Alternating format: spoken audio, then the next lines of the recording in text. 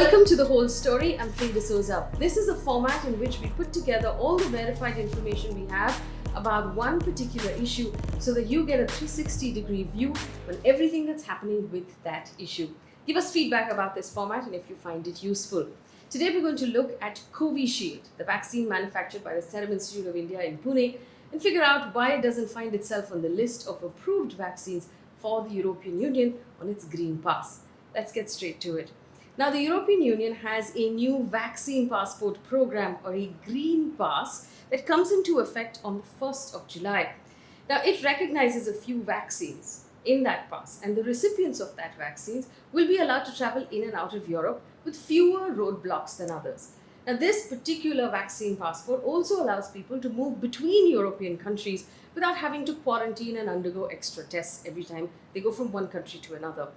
Now, this Green Pass has 4 approved vaccines on it: the Johnson & Johnson, Pfizer, Moderna, and AstraZeneca. Now, the AstraZeneca approval includes 6 manufacturing facilities. So the vaccines that have come from these 6 manufacturing facilities are approved for this Green Pass of the European Union. It does not, though, include Covishield, which is the AstraZeneca vaccine that is manufactured in India. And that is where the problem lies. Now, obviously, after this came out, TV channels and Twitter were outraged. They called this systemic racism. They called it white supremacy. They called it discrimination against India. And a lot of people were very, very angry. The Serum Institute of India CEO Adar Poonawalla tweeted yesterday saying, "I realize a lot of Indians who have taken Covishield are facing issues with travel to to EU. I assure everyone I've taken this up at the highest levels and hope to resolve the matter soon with both the regulators at the diplomatic levels of these countries." Other than India also, the African CDC, or the African Center for Disease Control and Prevention, expressed concern over the inequitable treatment of people vaccinated with Covishield that was distributed to African nations as part of WHO's COVAX initiative. So basically, when Serum Institute manufactured this vaccine via WHO and the UN, it was distributed to 92 other countries across the world who have used this vaccine, who all feel now that this is unfair treatment. After which we had a response from the EU medical body, which has confirmed that it received absolutely no application or approval request for Covishield, which is why Covishield is not on the list. The EU said in a statement today, and I quote, "Concerning a possible European Medicine Agency authorization of Covishield, as of yesterday, the EMA has said it has not received a request for approval. It will examine any such request when it is received as per procedure," end quote. So the question now that we have to ask is this: did we just forget to apply? How did this happen? And in order to do that, my team and I did some digging. Actually, we didn't do a lot of digging. It didn't require a lot of digging because all the information is publicly available on the EU website. It's the European Union official website has a page that is called the European Union Digital COVID Certificate. So if you were to right now Google EU Digital COVID Certificate, that's the first thing that will pop up on your Google search, and it is all available on that website. Now, this is what happened effectively. Last year, after AstraZeneca had received its approvals and had found out that it had a vaccine that actually works, it applied to the European Union for use of that vaccine. Now, in this application, it included 6 facilities where it was going to manufacture this vaccine: South Korea, China, UK, US, and 2 others. It did not include the Serum Institute of India's Pune facility. Why?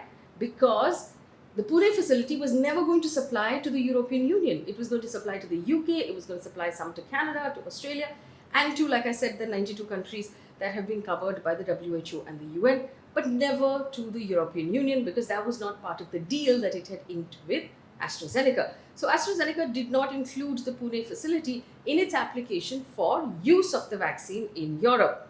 Now, there was no indication also at that time that it was that application that will also be used for this Green Pass.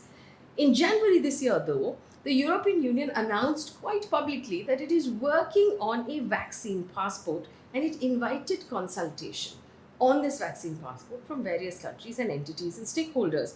Now, one is not sure if the Indian Foreign Service or if the Serum Institute of India, or if our ambassador to the EU, or if our foreign minister, or anyone engaged with the European Union at that time to find out more about this vaccine passport that they were talking about.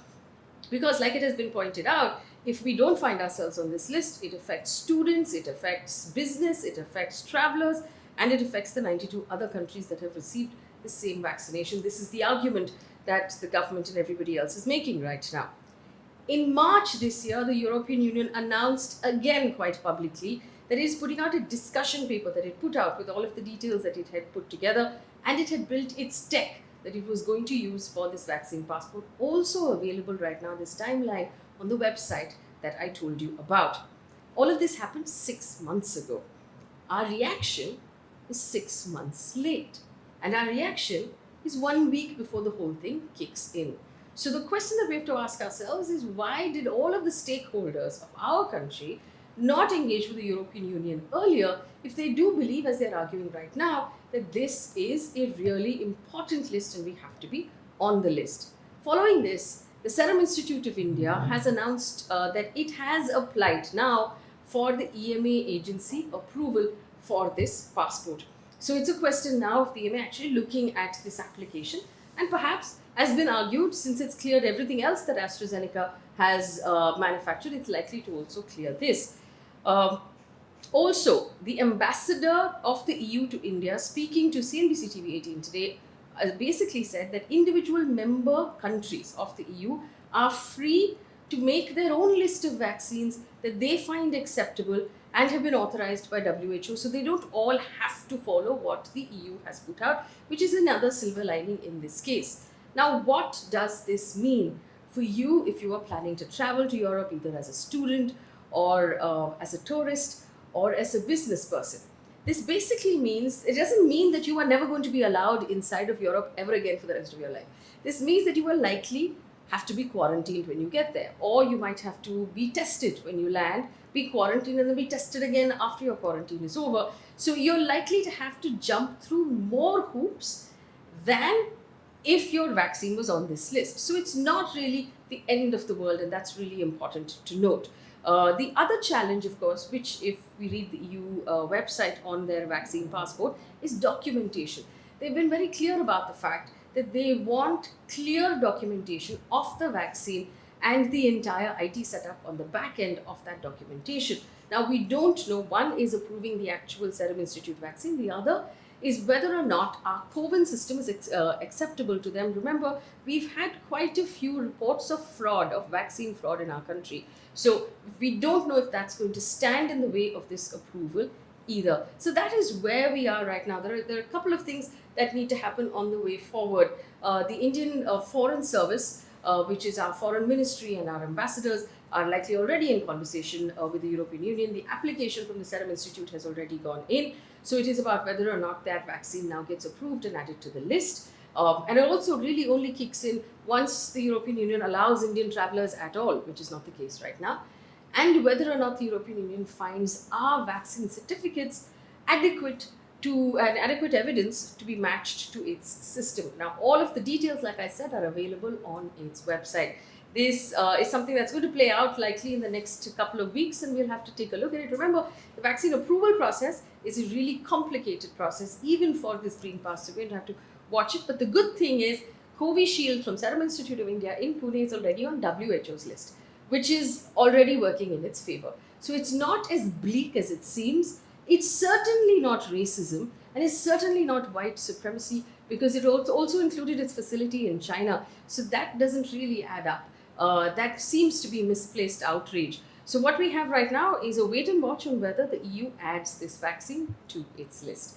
Thank you so much for watching. That's all of the information, the whole story on EU and Covishield that we have right now. If there's anything else you want us to take a look at, drop a comment right now in our comment section, and we'll put together that story for you as well. Remember, if you're on YouTube, do subscribe to our channel. Leave us a comment and like this video. It helps us grow as a channel. If you're on Instagram or on Facebook, do remember to go to YouTube and subscribe to our channel.